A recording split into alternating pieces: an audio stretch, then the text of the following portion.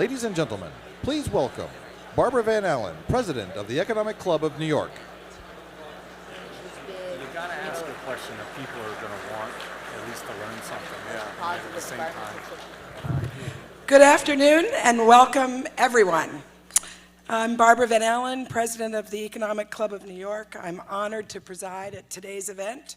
Currently in our 112th year, the Economic Club of New York is the nation's leading nonpartisan forum for discussions on economic, social, and political issues. More than 1,000 prominent guest speakers have appeared before the club over the last century and have established a very strong tradition of excellence. I would like to take a moment to recognize those of our 297 members of the Centennial Society attending today in the front of the room, as their contributions continue to be the financial backbone for the club. They actually enable us to offer our wonderful, diverse programming now and into the future. We'd also like to welcome students joining us today from Columbia Business School and Harvard Business School. In addition, we have attending members of the 2019 class of ECNY Fellows, a select cohort of next-generation thought leaders sponsored by members of the club for our year-long program. Welcome to all of you.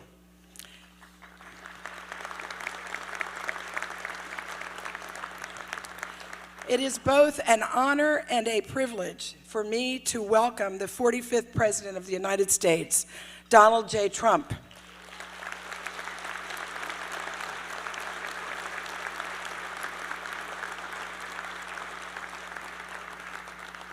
President Trump built on his success in private life when he entered into politics and public service. He's a graduate of the University of Pennsylvania Wharton School of Finance and followed in his father's footsteps into the world of real estate development, making his mark in this great city. He is also the author of 14 bestsellers, and his first book, The Art of the Deal, is considered a business classic. Mr. Trump announced his candidacy for president June 2015, and 1 year later became the Republican nominee, clearing the field of 17 Republican candidates during those primaries, and won the presidency in his first run ever for political office. Following the president's address, we will have questions and answers from two distinguished questioners. As a reminder to everyone, this conversation is on the record. It is being carried live. So if everyone could please turn their phones to silent. Mr. President, the podium is yours, sir.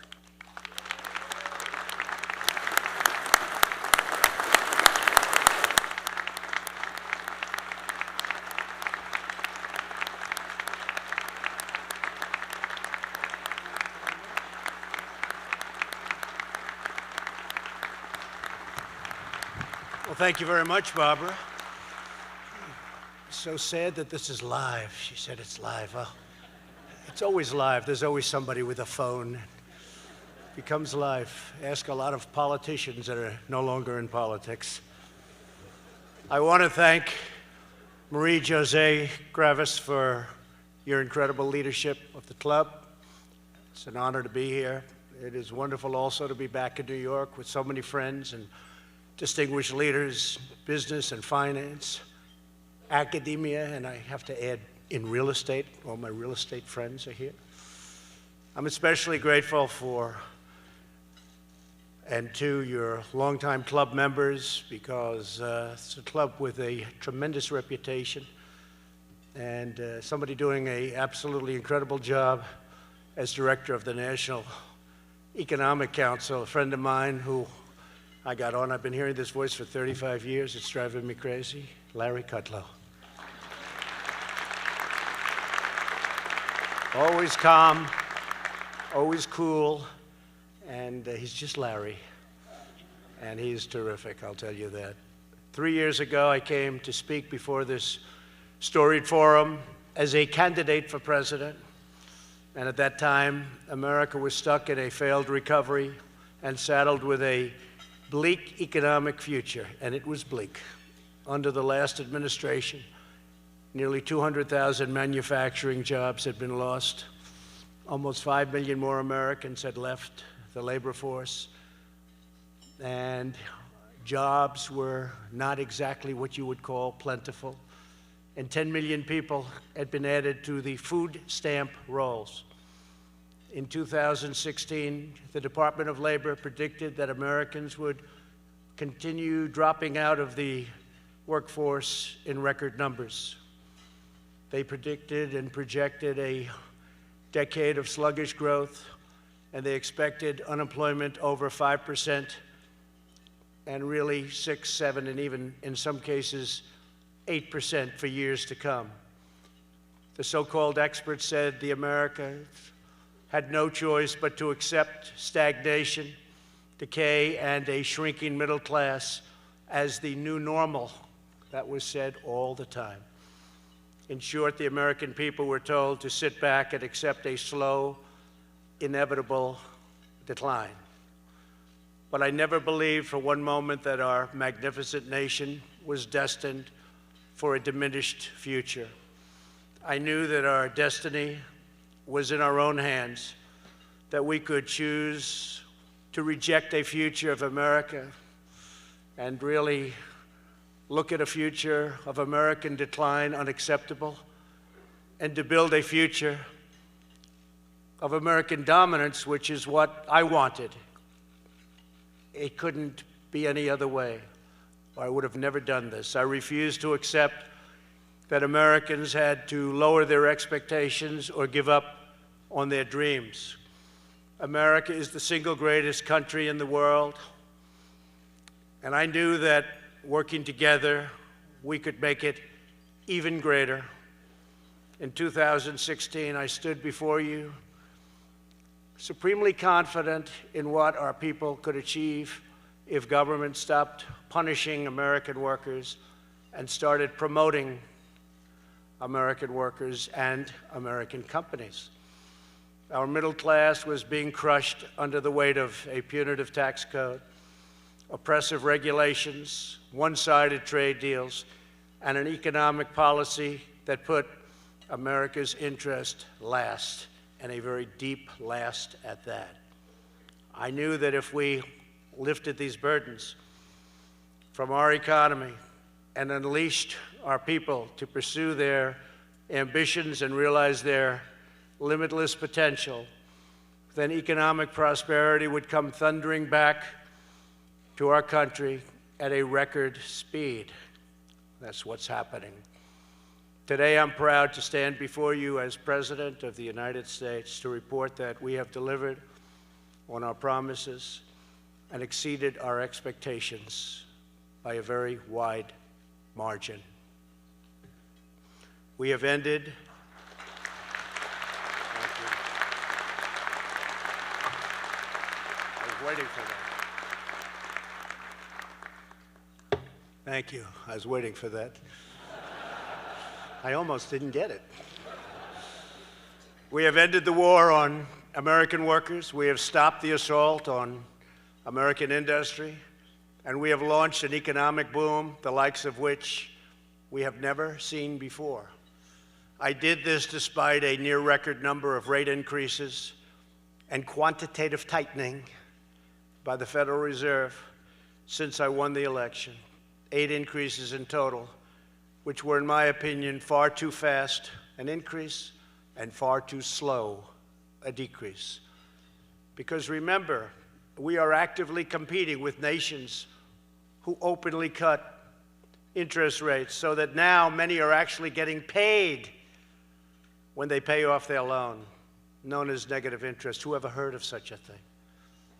Give me some of that. Give me some of that money. I want some of that money. Our Federal Reserve doesn't let us do it.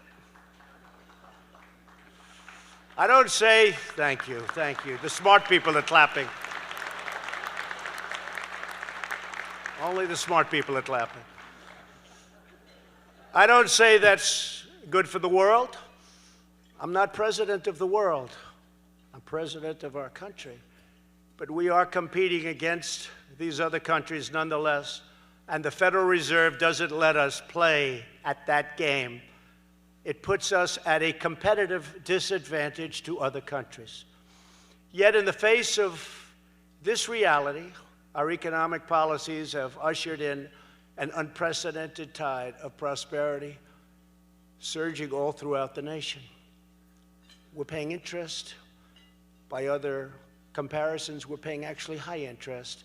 We should be paying by far the lowest interest, and yet we're doing better than any nation by far on earth. The extraordinary numbers tell the story. Back in 2016, before I took office, the Congressional Budget Office projected that fewer than 2 million jobs would be created by this time in 2019. Instead, my administration has created nearly 7 million jobs and going up rapidly. We beat predictions. Thank you. We beat predictions by more than 3 times the highest estimate that I saw during the campaign. Nobody thought it was even possible to get close to a 7 million number. 2 million was maxed out if you were lucky and if you did a great job. Unemployment has recently achieved the lowest rate in 51 years. African American unemployment, Hispanic American unemployment, and Asian American unemployment have all reached the lowest rates in history.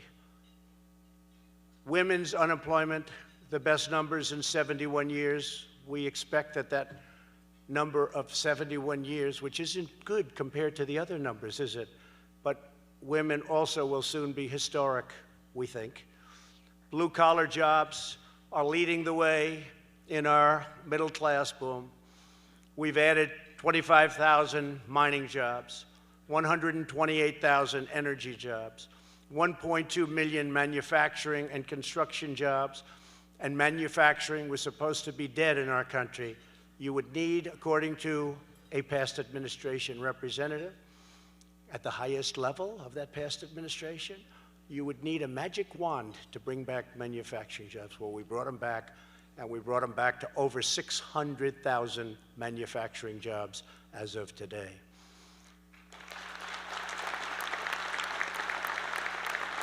And those are very important jobs.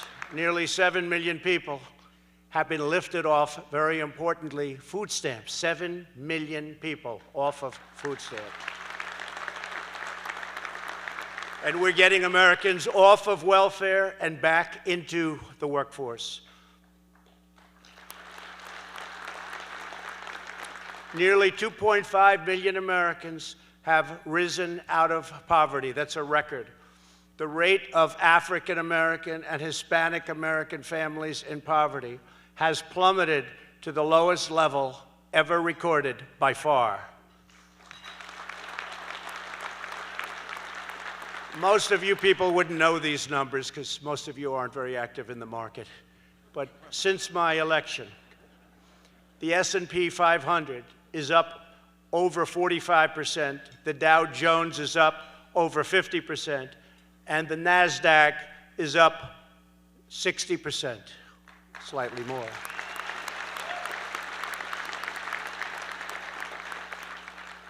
And if we had a Federal Reserve that worked with us, you could have added another 25% to each one of those numbers. I guarantee you that. That doesn't happen. But we all make mistakes, don't we? Not too often. We do make them on occasion. American markets have vastly outpaced the rest of the world.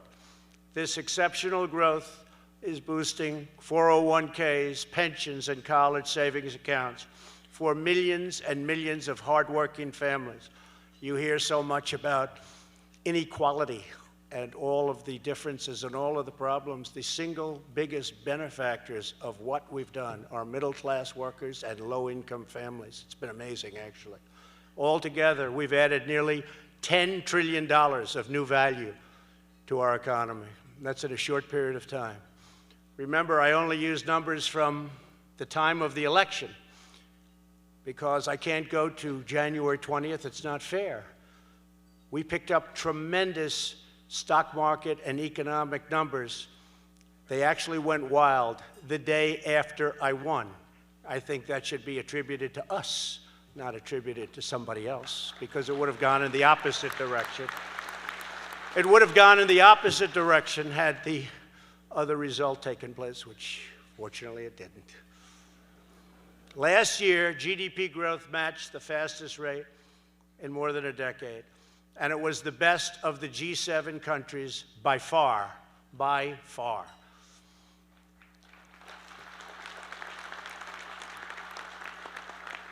Perhaps most importantly, after years of stagnation and decline, American wages, salaries, and incomes are rising very fast. Median household income is now at the highest level in the history of our country. The average median income under President Bush rose only $400 over an 8-year period. Under President Obama, it rose $975 over an 8-year period. And under my administration, it rose $5,000 over slightly more than just 2.5 years. That's a big difference. And if you remember, President Obama was paying 0% interest for a long period of time, while we're paying a much higher rate of interest.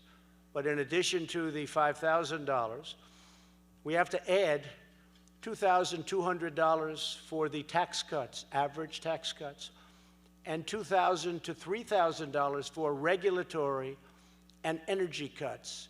So that would be a total of almost $10,000 versus $400 and versus $975. So that's something. So you have over 8 years, you have $400. Over 8 years, you have $975. Over 2.5 years, we're almost up to 3, but this was done and calculated only as of 2.5, and it's only gone up since then. We're at almost $10,000. So our consumers, because of this, are in the best shape probably in the history of our country, and I think it's going to be very long-lasting, very, very long-lasting. This also allows me the latitude and timing to take some of the horrible, incompetent, just terrible trade deals that have been made over the years and make them great. It's like make America great again, make the trade deals great. I don't know if I can use the word again. Make them great, period, because I don't think they were ever any good. Haven't seen it. We were great, and then we weren't so great, but we're great again. And by the way, on jobs, just now, I'm glad this is today, because just now, they just announced we have the highest number of people working in our country, in the history of our country, almost 160 million people. We've never been close to that number.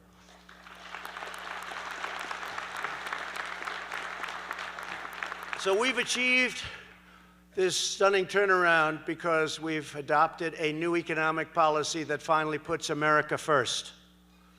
As president, I understand and embrace the fact that the world is a place of fierce competition. We're competing against other nations for jobs and industry growth and prosperity. Factories and businesses will always find a home. It's up to us to decide whether that home will be in a foreign country or right here in our country, our beloved USA, and that's where we want them to stay and be and move to. If we want our families and communities to prosper, America must be the best place on earth to work, invest, innovate, build, pursue a career, hone a craft, or start a business. We want companies to move to America, stay in America, and hire American workers. My mission is to put our country on the very best footing to thrive, excel, compete, and to win. For many years, our leaders in Washington did the exact opposite.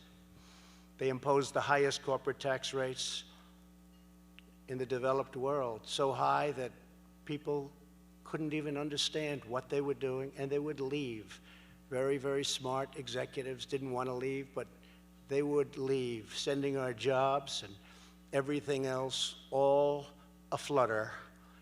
They waged an unethical regulatory assault on the American people. They tried to shut down American energy, and by the way, they're still trying. You want to see energy shut down?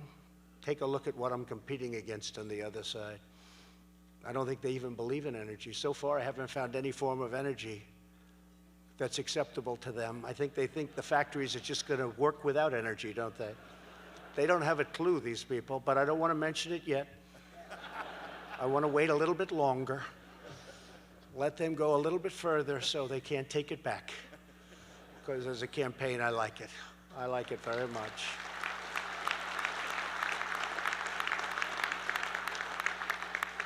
Let them keep talking. Every time they talk, I say, boy, this looks like it might be easier than I anticipated.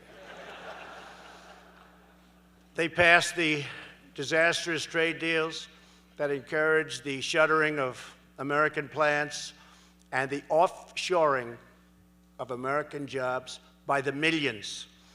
In short, the failed political class sold out American workers, sold out American prosperity, and sold out the American dream.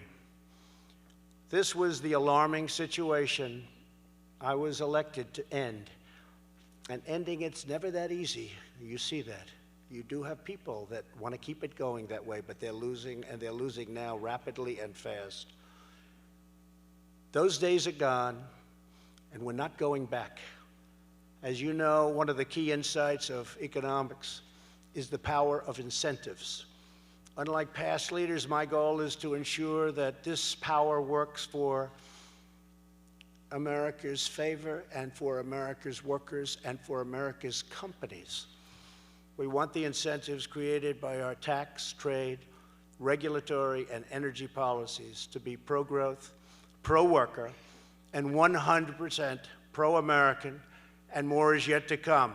If we take back the House in 2020 and retain the Senate and the White House, you will see things that even this room, and you've experienced a lot of great times over the last 2.5 years, but even you will be surprised to see. We have tremendous economic potential.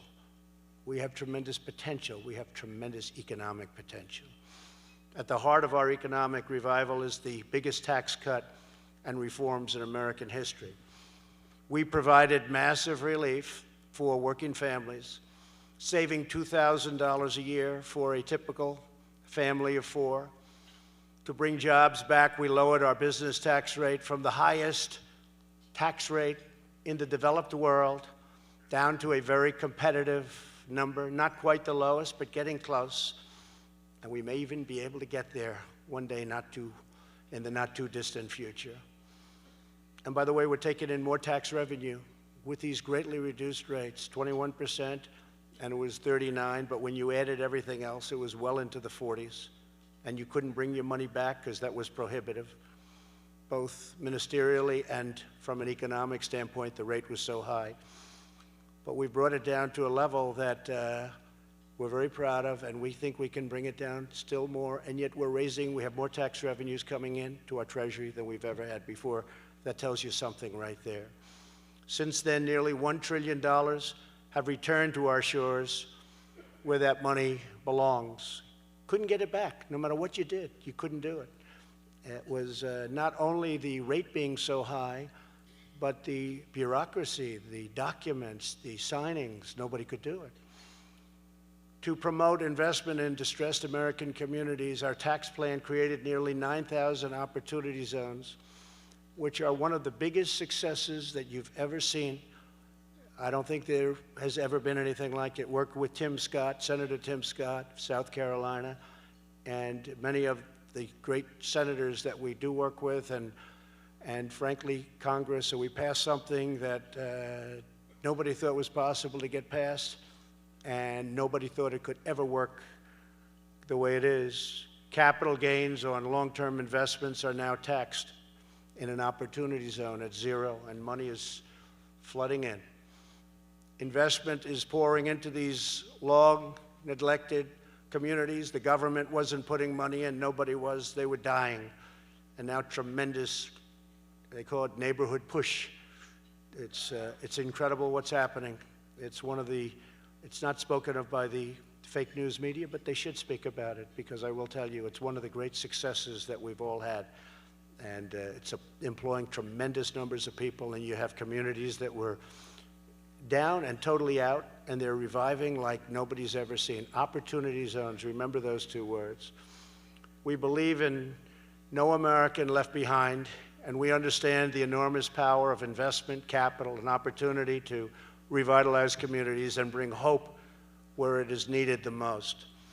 To liberate our economy, my administration launched the biggest, boldest, and most ambitious campaign to reduce regulation. Nobody has ever come close. No administration has ever come close. In 2.5 years, we've done far more than any other administration, whether it was 4 years, 8 years, or in one case, more than 8 years. Nobody's come close to doing what we've done with regulations.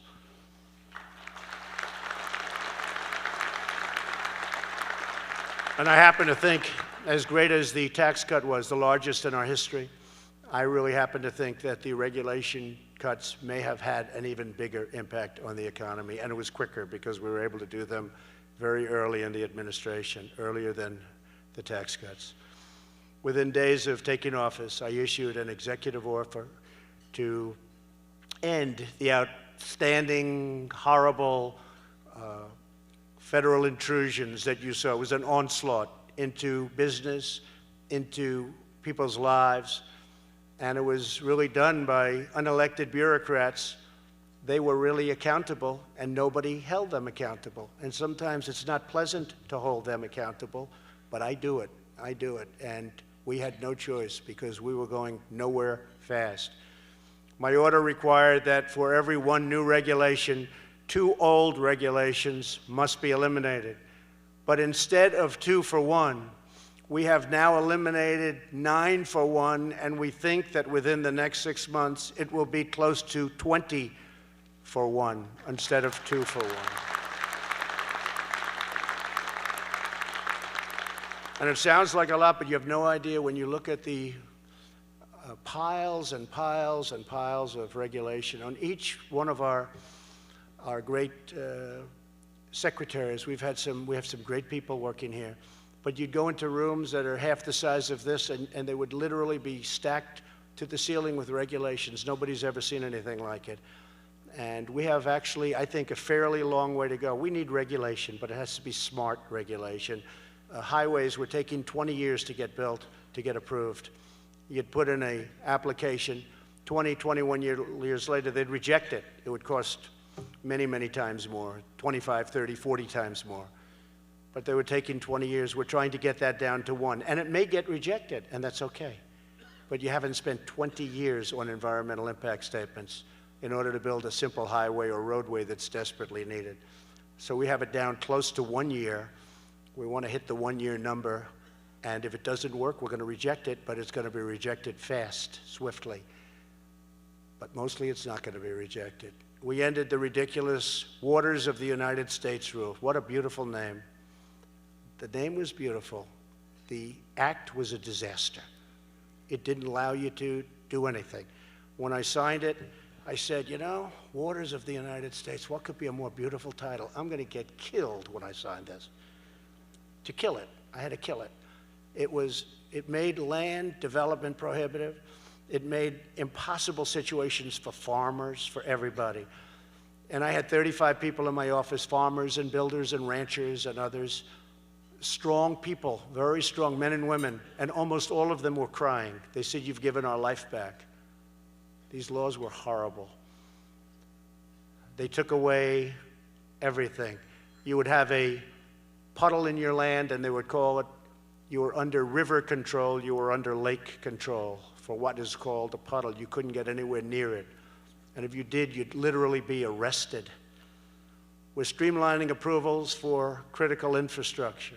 Our regulatory roadblock is also leading to major price reductions in healthcare and prescription drugs.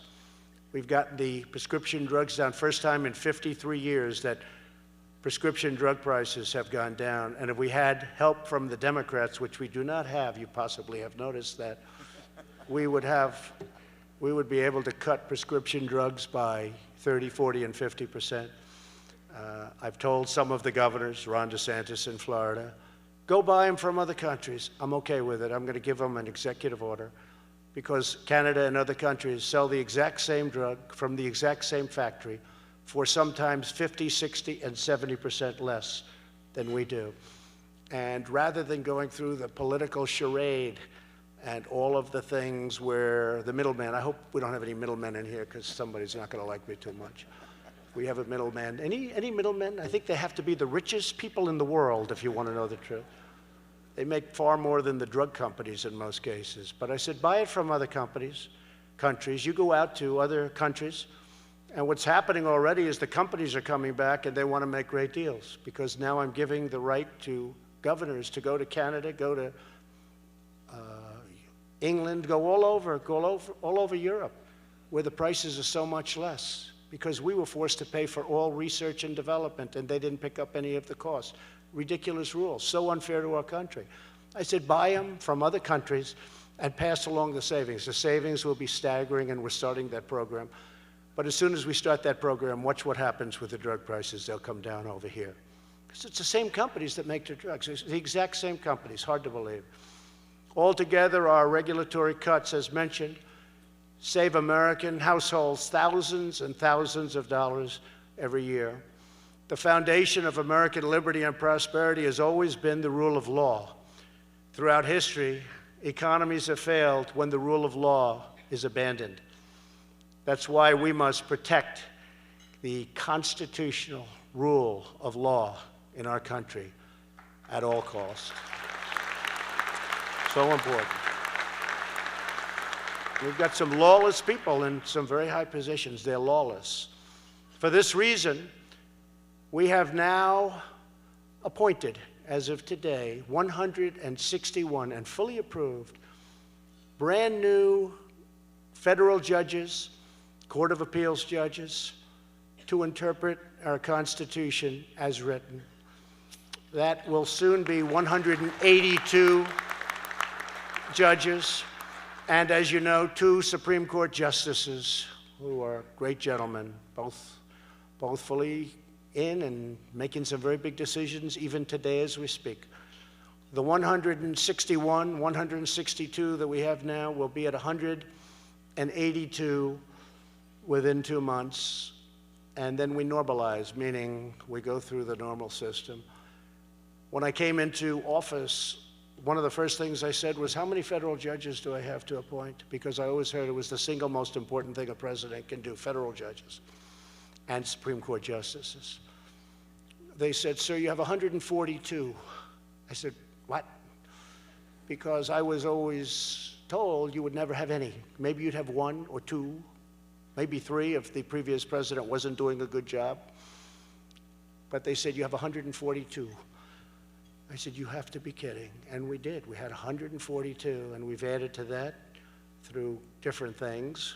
And we will be at 182. That will be a record. Nobody's ever done that before. It was shocking, but I just want to say thank you very much, President Obama. We appreciate it very much for the 142. Thank you. I'm sure his party is thrilled with him, but if they aren't, they won't say anything. Don't worry about it. Thanks to these and other policies, last year the World Economic Forum recognized the United States as the globe's most competitive economy. We've put it back into this position where we are competitive like no other nation. To fuel our economic boom, we are boldly pursuing American energy independence. And you see that in the Middle East, where ships are at great danger, and they keep saying, what happened to the American ships? They don't see too many American ships over there anymore. Do you notice that? We stopped the radical crusade to dismantle U.S. energy production and empower rogue regimes. We withdrew from the one-sided, horrible, economically unfair, close your businesses down within 3 years. Don't frack, don't drill. We don't want any energy. The horrible Paris Climate Accord that killed American jobs and shielded foreign polluters. It was a disaster for this country. Ask them, how are they doing in Paris with your Paris Accord? Not too good. And I will tell you, when I signed, that was another one. Clean waters of the United States, well, the Paris Accord too. And I said, this is going to take guts. I just closed my eyes and I signed it. I got one day of a big hit from some of the radical left newspapers, and then after that, everybody thanks me. They thank me so profusely. You're talking about trillions and trillions of dollars of destruction would have been done to our country with the Paris Climate Accord. And it is so unfair. It doesn't kick in for China until 2030. Russia goes back into the 1990s, where the base year was the dirtiest year ever in the world. India, we are supposed to pay them money because they're a developing nation. I said, we're a developing nation too. Why aren't we? Under the WTO, China is called a developing nation. So we wrote him a letter recently. Larry knows it. I'm not sure Larry liked the idea too much, but he went along with it. We wrote him a very tough letter, Larry, and we said, what? Oh, Larry wrote it. He said, oh, well, you hopped on that bandwagon quickly, didn't you? That's okay. But we wrote him a letter, and we said much more strongly than the letter that not fair to have China as a developing nation. One of the reasons they've taken advantage of us is because of that, and we're considered the big fat cow, and no longer. We have a lot of things to work out. And I will say this, because they know that I'm very tentative on the WTO, we're winning cases for the first time. We just won a $7.5 billion case. We never won cases. They'd rule against us because they said, hey, don't worry about the United States. They're the stupid people. Don't worry, rule against them. Keep rule. We had case after case. Now we're winning cases because they really think that I'll do something very powerful, which we have the right to do. And they're right when they think that way.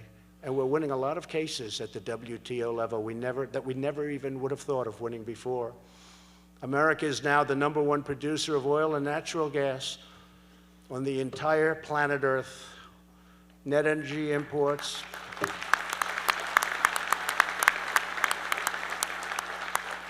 Net energy imports, this is so great, set a historic low. It's a 58-year low, but that's only because they only go back 58 years, meaning I assume if it's low now, it's lower than it used to be, unless something happened that's very strange back then.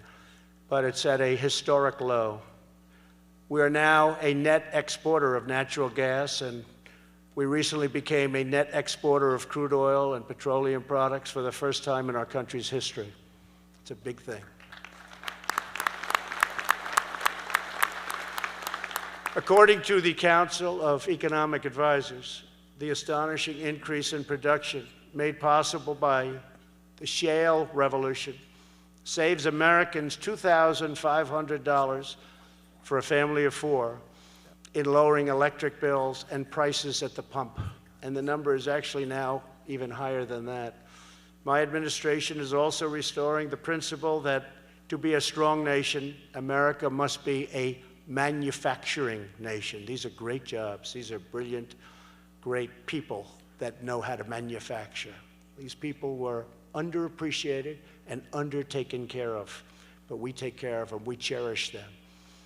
Past leaders wrote off American manufacturing as dead, but their policies were the ones that were actually killing it. We killed manufacturing. That's why we were losing all those jobs, because we made it impossible to manufacture. We've opened it all up. After losing, and this is a number that's hard to believe, and I've been saying it for 3 years, and I know it's right because the fake news has never corrected me. If it was wrong, it would have been headlines. Trump made a mistake. But they can't say it. After losing 60,000, can you believe that, factories under the previous 2 administrations, America is now gaining over 10,000 brand new, beautiful factories, and many, many more than that want to come back in, because under my administration, we're producing jobs and incentives for these companies to come back. I'm calling, as an example, Prime Minister Abe of Japan. I say, Mr. Prime Minister Shinzo, we have a tremendous problem. We have big deficits with your country. You got to start building plants. He's building many, many car plants now in the United States that he would have never built here if you didn't have this kind of a president. and he's very happy to be doing it. But they're all coming back to the United States. They want to be where the action is. Very simple. They want to be where the action is. This is where the action is. There's nobody close. There's no country close. When I meet with the leaders of countries as they come in, kings and queens and prime ministers and presidents and dictators, I meet them all. Anybody wants to come in. Dictators, it's okay. Come on in. Whatever's good for the United States. We want to help our people. But the first thing they say to me almost always, congratulations on your economy. They all say it, congratulations. It's incredible what's happened to your country. It's incredible what's happened to your economy. First thing they say in almost every instance.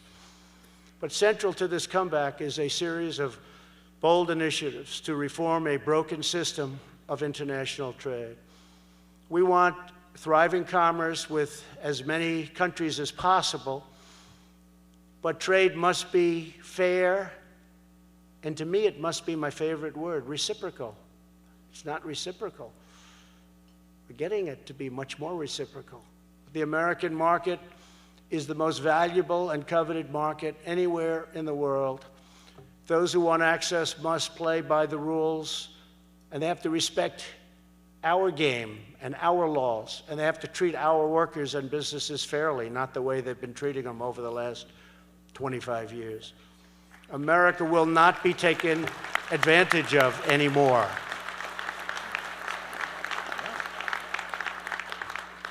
Many countries charge us extraordinarily high tariffs or create impossible trade barriers. Impossible. And I'll be honest, European Union, very, very difficult. The barriers they have up are terrible, terrible. In many ways, worse than China. We're working on legislation known as the United States Reciprocal Trade Act, meaning quite simply, what's good for them is good for us. They want to charge us, we charge them. It's a very simple thing. Even people that aren't well-versed in what we all do say, I went to a couple of senators, went to Lindsey Graham. I said, Lindsey, let me ask you, what do you think of that? They're charging us 100%, we'll charge them. That makes sense to me. It really does make sense to everybody. Because it's very unfair the way we're treated by certain countries. There are certain countries that the average tariff is over 100%. And we charge them nothing. And then they call it fair trade. That's not fair trade. That's stupid trade. Of course, this will be subject to regaining the House to be able to do these things. Nowhere has the change in U.S. strategy been more vital or dramatic than in our dealings with respect to China. Before my election, Washington politicians stood by and did nothing while China ransacked our companies, stole our intellectual property, subsidized their industries at the expense of ours, and dumped their products in a deliberate strategy to close American factories all across our land. For many years, Americans, leaders have just sat back. Maybe they didn't understand what was going on. It's impossible to believe that. But they just let it happen. And it's gotten worse and worse and worse. And now we've changed it. It's changed a lot. I'm sure you haven't noticed, but it's changed a lot. In particular, since China's entrance into the World Trade Organization in 2001, no one has manipulated numbers better or taken advantage of the United States more. And I won't use this word cheated. I will not say the word cheated, but nobody's cheated better than China, but I will not say that. We'll say that off the record, okay? And there's only about 600 cameras back there. In fact, that is a big group up there. Good, I hope you use it, because it's true, and they understand it's true. And I don't blame China, by the way. I blame our leaders, because we should have been doing what they were doing. They did it to us. We didn't do it to them. We were defenseless. We had no leadership. This is for a long time. This is long beyond the Obama administration. So I don't blame them. I said this to President Xi. I was making a big speech in China. I had 5,000 people in front of me, and I was talking about how bad China was. And I said, this is not going over well. I was in Beijing, this massive hall, and I looked down at President Xi. He was sitting right where Larry is. He was not as imposing a figure as Larry Kudlow, but he was quite imposing. And I said, I said, you know, I think he's getting very angry. And then I realized, how do we save this? This is going to be a disastrous afternoon. And I said, but I don't blame China. I blame our leaders. And then I realized that's true. I blame our leaders for allowing it to happen. I've told that to you and many people many times. But the theft of American jobs and American wealth is over. They understand that. My administration has taken the toughest ever action to confront China's trade abuses.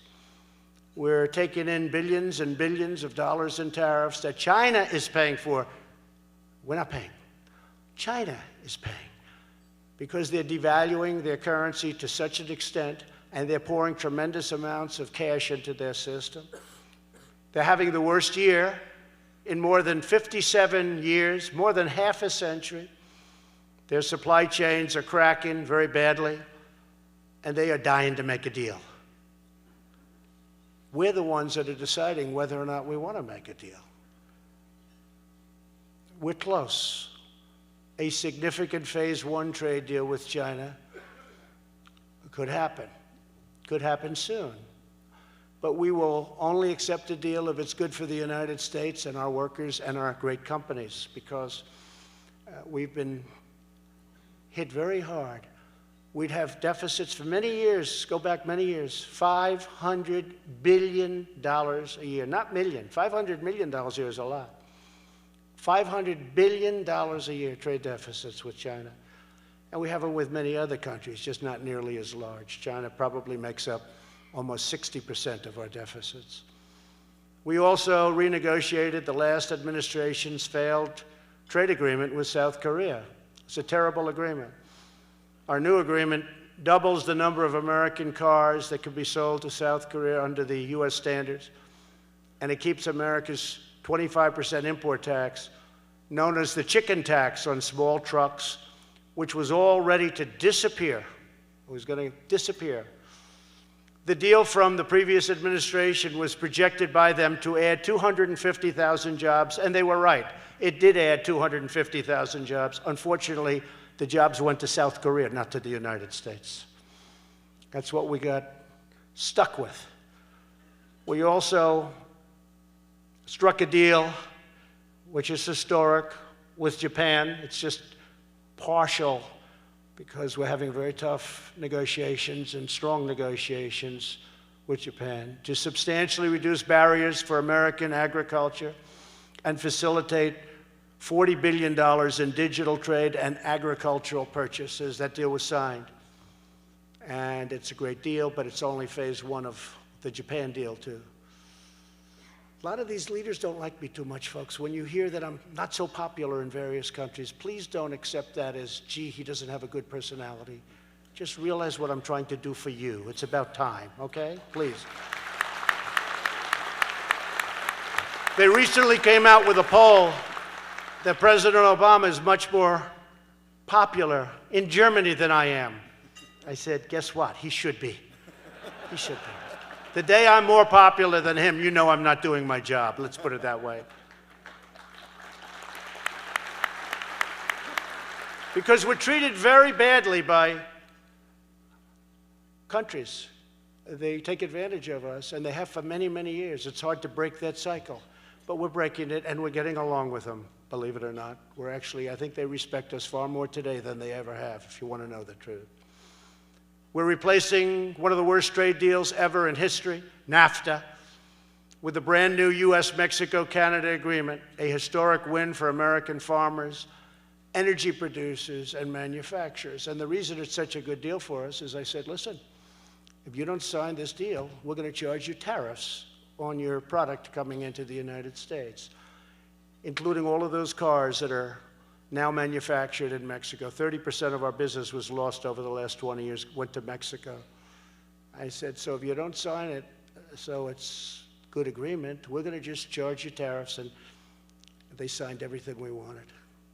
The USMCA will create up to 500,000 American jobs and add at least 1.2% more to our total GDP, and it should be much higher than that. Yet Democrats in Washington would rather pursue outrageous hoaxes and delusional witch hunts, which are going absolutely nowhere. Don't worry about it.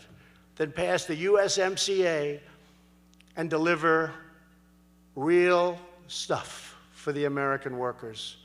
It's a great bill. USMCA had put pressure on the Democrats. There's tremendous pressure already. And most of them, if you had a vote today, I think most of them would actually vote for it. But Nancy Pelosi, nervous Nancy, has to put it out there and sign. And if she doesn't, she's doing her party a tremendous disservice, and she's doing this country a tremendous disservice. As we create millions of new jobs, we are also transforming lives. Under the last administration, nearly 1.8 million Americans in their prime working years simply gave up. They gave up looking for work altogether and dropped out of the labor force. Under my administration, 2 million prime-age Americans have come off the sidelines already, people that we thought maybe would never work again, and they fully rejoined the labor force, something we're very proud of. And this includes a group that was having a hard time from the day of our founders, the day they signed. These people have had a hard time. They're former inmates, people that went to jail, who are getting a fresh start thanks to the landmark criminal justice reform bill that I signed into law, but maybe equally so because the economy is so good. They're coming out of jail now and they're getting jobs, and I will tell you, the people that have been hiring them, and I get reports, they cannot believe how good they've been, and obviously not in all cases. But it's incredible. First time they've ever had an opportunity. They get out of jail, and they end up with a great job, and they cherish the job more than you would, more than I would. They can't believe what happened to them. And they're doing a phenomenal job. First time it's ever happened in the history of our country. It's really terrific.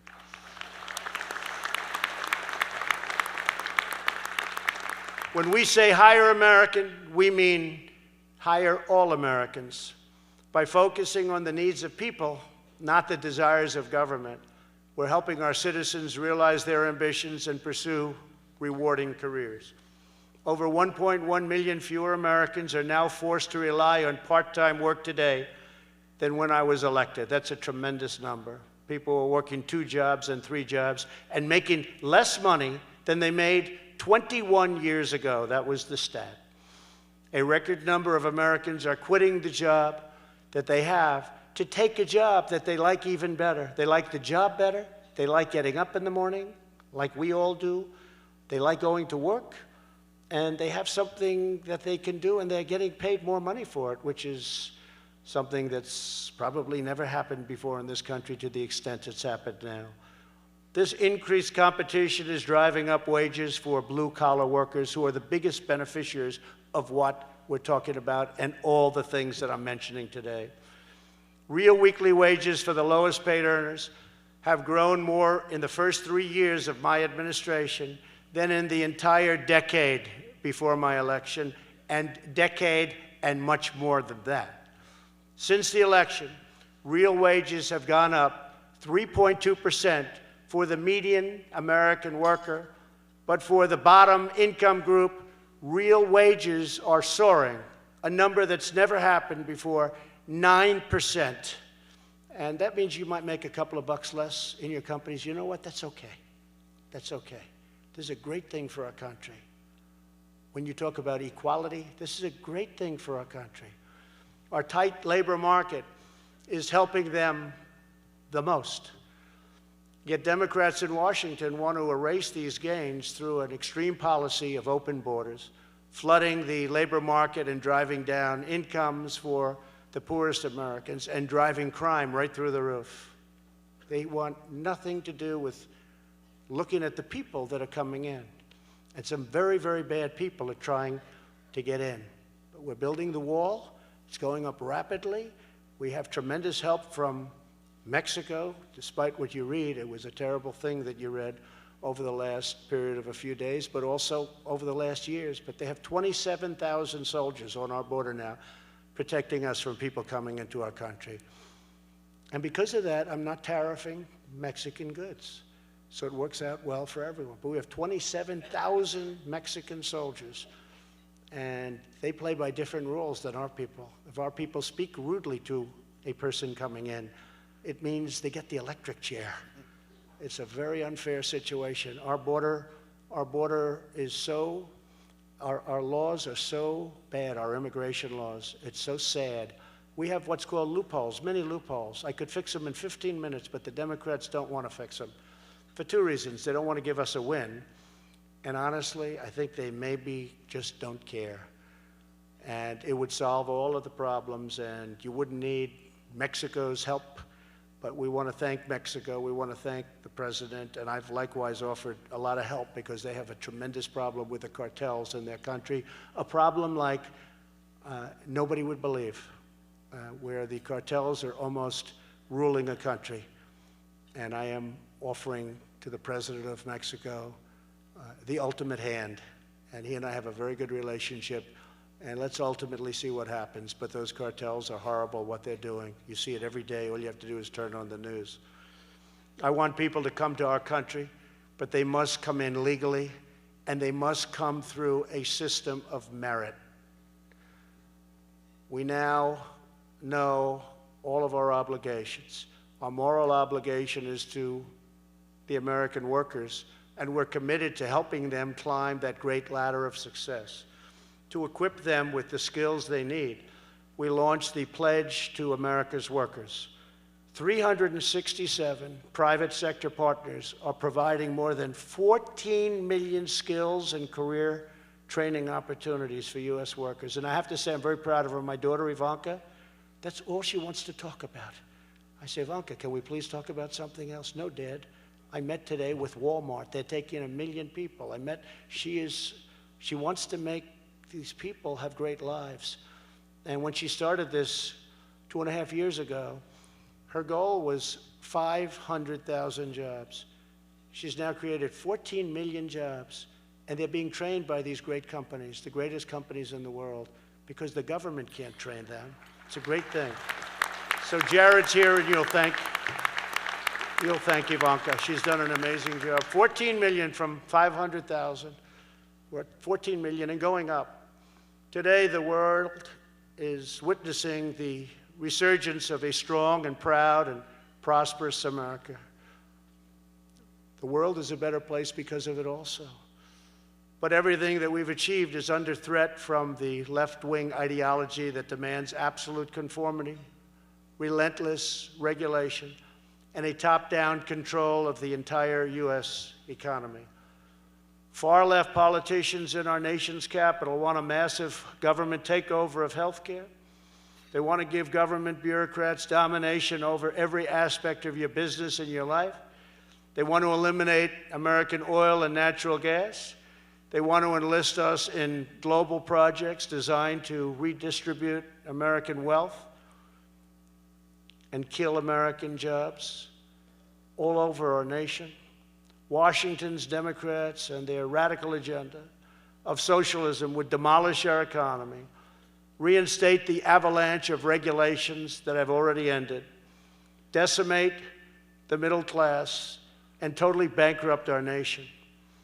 As long as I'm president, America will never be a socialist country.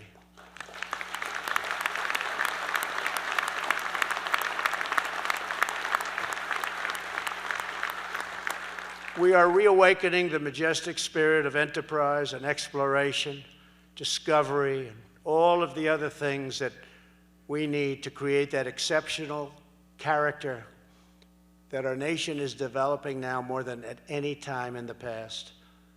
We're a nation of unbridled pioneers and adventurers and risk takers. We inherit the legacy of courageous, free, and independent souls who ventured across oceans, braved the wilderness, settled the frontiers, tamed the Wild West, and raised up towering cities of concrete, iron, and steel. Our American ancestors produced miracles of science, lost so many lives, but launched revolutions in technology, created groundbreaking new industries, built the railroads that linked our cities, fashioned the skyscrapers that touched the clouds, and gave us the most prosperous nation to ever exist on the face of the earth. This is our American heritage. This is who we are. This is who we will forever be. We believe in the dignity of work and the nobility of each and every American worker. We believe the future is forged in the mind of the American inventor, the soul of the American craftsman, the heart of the American entrepreneur, and the faith of the American investor. We know that there is nothing we cannot achieve as one team, one people, one family, and one glorious nation under God. With everyone here today and millions of patriots across our land, we are making America stronger, prouder, and greater than ever before. And ladies and gentlemen, the best is yet to come. Thank you, God bless you, and God bless America. Thank you very much. Thank you. Thank you very much.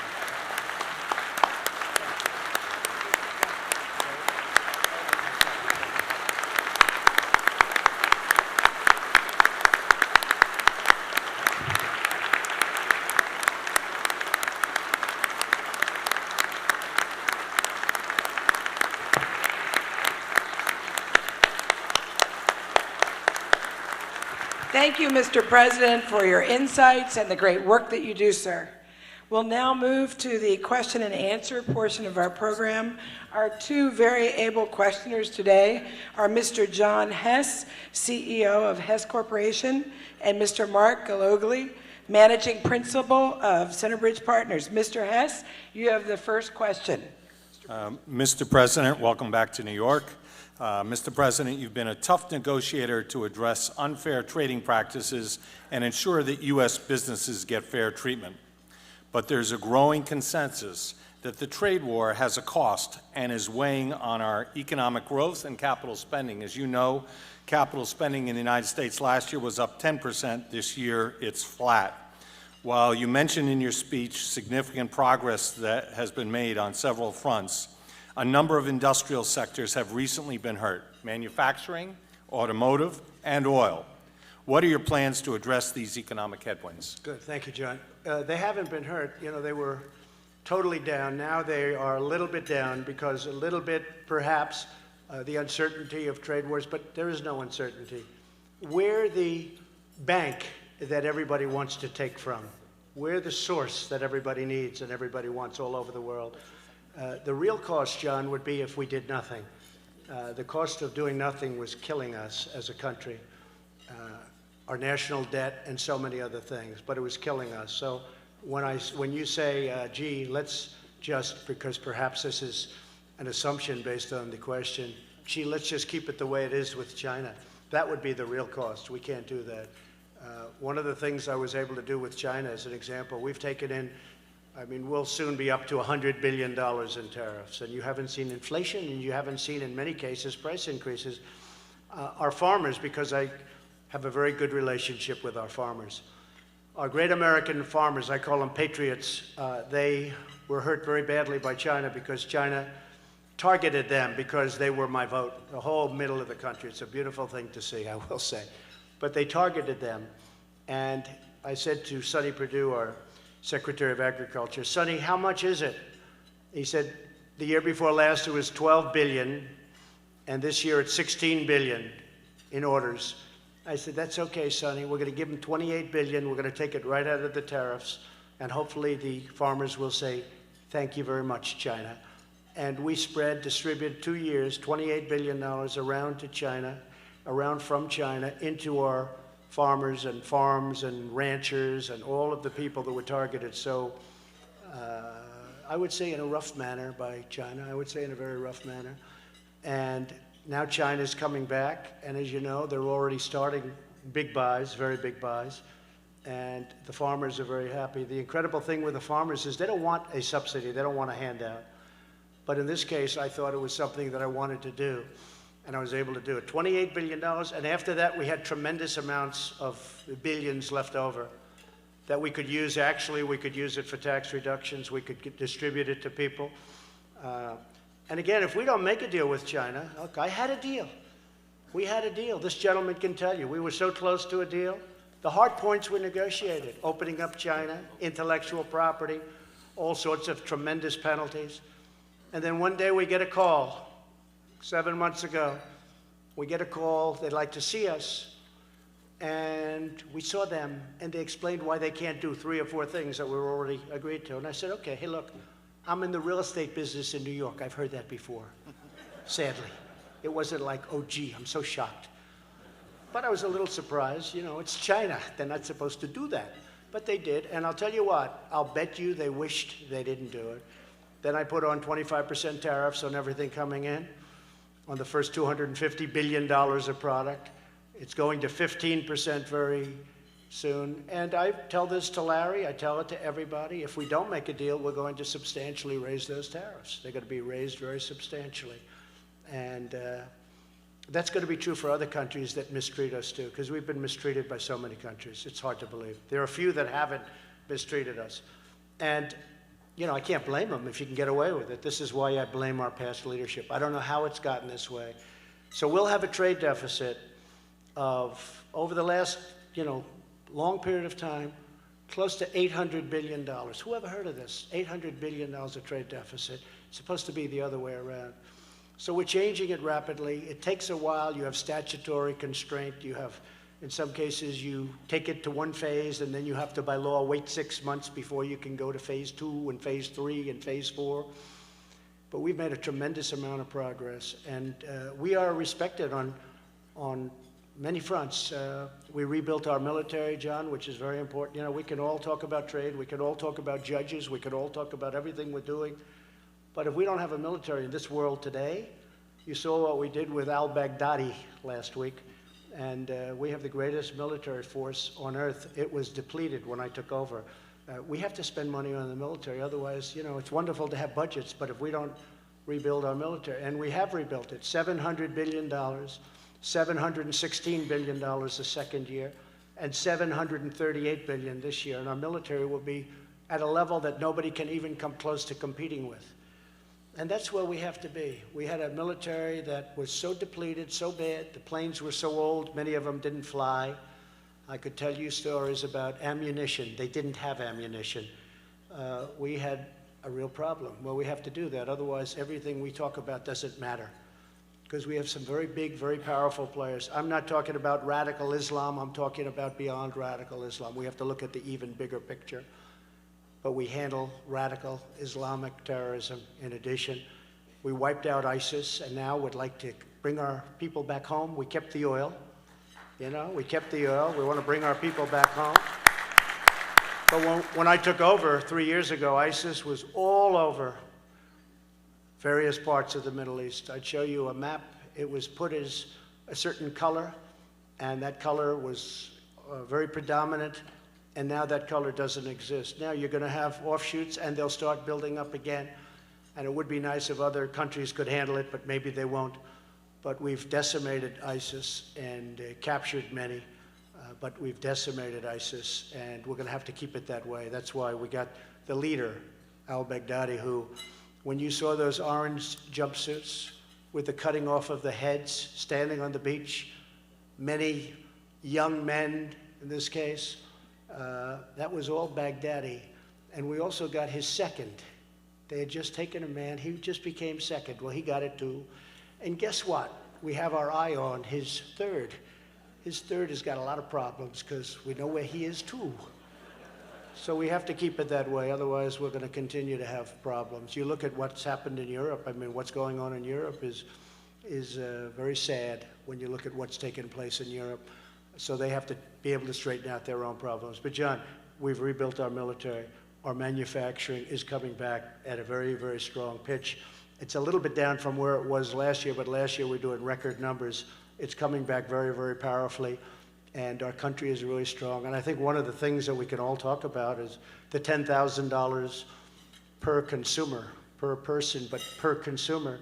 When you look at that, I think really we're going to go forward because our consumer is so strong and never been strong like this. So we're in great shape for the future. Thank you, John. Thank you, Mr. President. Thank you. Mr. President, all the folks in the room are business leaders. Business works hard to think through and mitigate risk. How do you think about risk as it relates to trade policy and to really big issues like climate change? Well, you know, climate change is a very complex issue. I consider myself to be, in many ways, an environmentalist, believe it or not. When I build buildings, I did the best environmental impact statements. I know the game better than anybody. And I used to go and see my consultants that I was paying a lot of money, environmental consultants. They'd be up in Albany. And I'd say, what are they doing up here? Well, they were trying to make it more difficult, so we'd have to hire them and pay them even more money than we were paying them now. And I know what it is, but to me, it's clean air and crystal clean, clear water.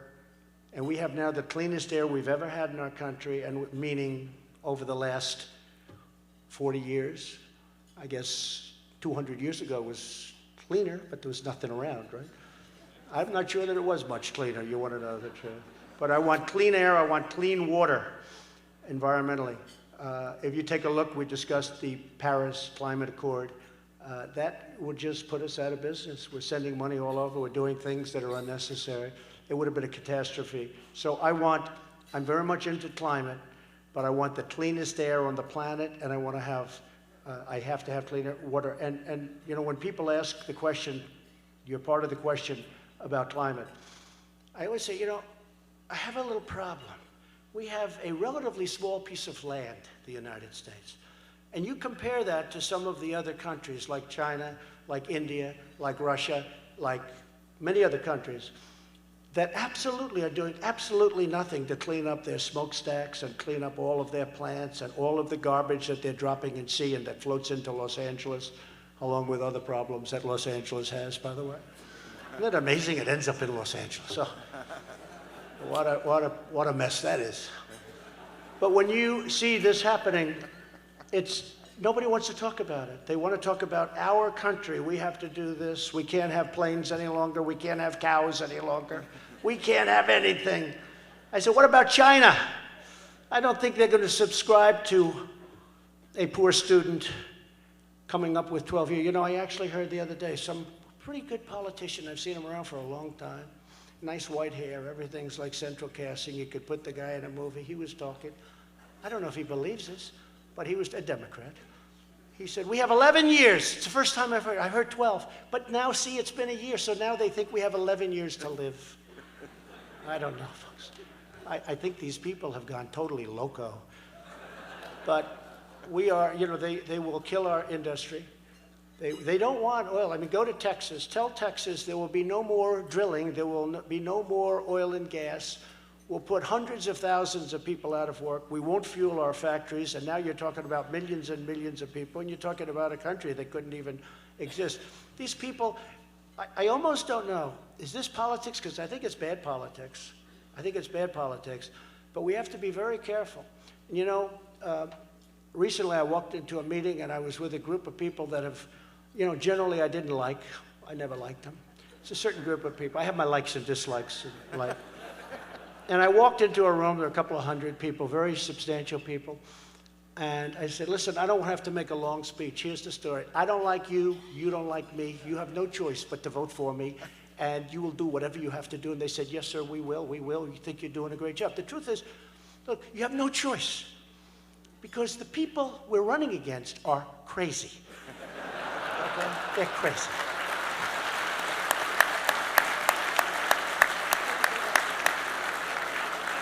And I have to say this, I don't think there is that much. I think the biggest risk is the election, I'll be honest. I think the biggest risk, because I actually believe some of these people mean what they say. I really believe that. And it's just not acceptable. We have a very important election coming up. I think we're going to do very well. I think we're going to win it. I think we're going to win it hopefully easily, but it doesn't matter as long as we win it by a vote. But it's going to be something very important for all of you. I have to say I have great respect for what all of you have done. I know so many of you, and we want to keep it going that way. Our country is strong. Our country is great. Our economy is probably the best it's ever been, and we want to keep it that way. Thank you all very much. Thank you.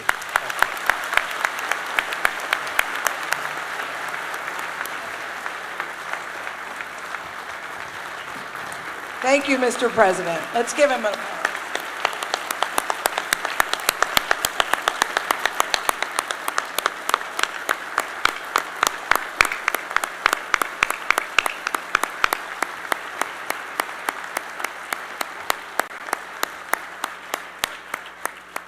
It was our pleasure to host you today. Thank you so much, and we'll keep watching, sir. As you can imagine, the president has packed a lot into his trip to New York. He's not able to stay for lunch, but we appreciate him very much taking time for us. Please let's give him another hand as he and his senior staff depart the room.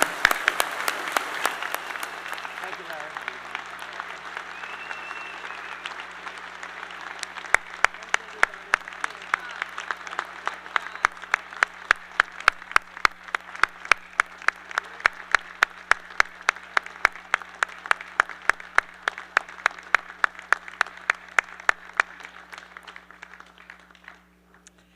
I'm pleased to announce that we have many great speakers still ahead of us this fall, starting with David Cardani, the president